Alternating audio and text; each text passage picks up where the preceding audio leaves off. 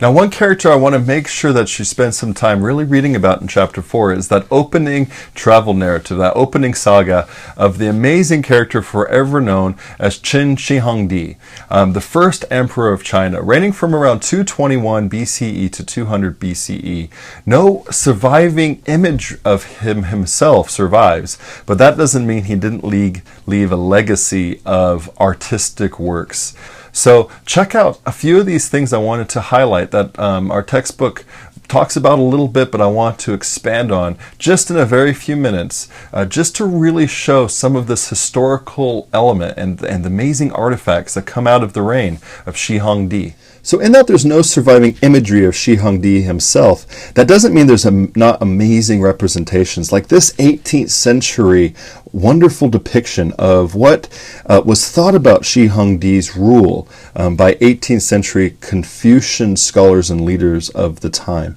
What do you see in this picture here? Well, in the bottom left-hand corner, you see an interesting scene going on where he allegedly ordered the burning of books that were critical to his policies, showing the importance and the power of writing. But also on the other side, those people aren't just playing in the mud there. That depicts another famous story and incident where Shihuangdi ordered the execution by burying alive hundreds of Confucian scholars who were critical of his reign. Now, another important imagery of Shihuangdi surviving artifacts is, of course, the terracotta army of Shihuangdi.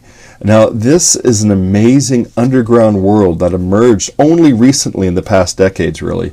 This largest pit that in this picture here is now covered with a canopy and conveys something of the massive size of the undertaking. This is just a small part of Shihuangdi's burial mound, where he has the ceramic army with horses and chariots, faced with mountains created. And even by the time he died, it was still being built. This massive complex, underground complex, this whole world within a mountainside and underground was still being built well after his death. One historian in the 1st century talked about this amazing undertaking, and he said the following. He said, as soon as the first emperor became king of Qin, excavations and buildings had been started at Mount Li. Well, after he won the empire, more than 700,000 conscripts from all parts of the country worked there. They dug through the 3 subterranean streams, pouring molten copper for the outer coffin, and the tomb was filled with palaces. These are full-size palaces, full-size pavilions, some of them half-size as well, and offices, as well as fine vessels, precious stones, and rarities. Artisans were ordered to fix up crossbows so that any thief breaking in would be shot. Think of Indiana Jones and him breaking in and all those things, all these booby traps. All the country's streams, the Yellow River, the Yangtze, were represented in quicksilver, which is mercury, and by some mechanical means made to flow into a miniature ocean. The heavens' constellations were above, and the regions of the earth below. The candles were made of whale oil to ensure the burning for the longest possible time. So it's not just these terracotta, cool little play soldiers. This was a whole empire built underground that replicated both Shihuangdi's empire on earth, but at the same time showed his command in both realms together, a blurring of the line.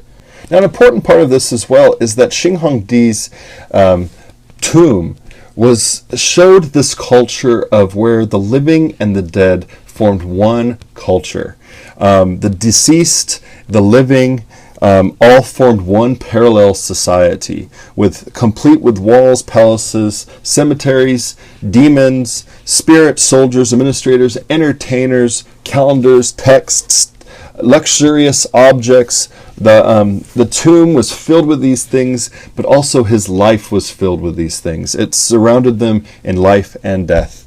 Shihuangdi would rule forever with his vast domain. Although maybe the visible, the living, can't see it, they truly believed that this was parallel to both. That what you can't see doesn't necessarily negate what you can control, and he was able to control both these worlds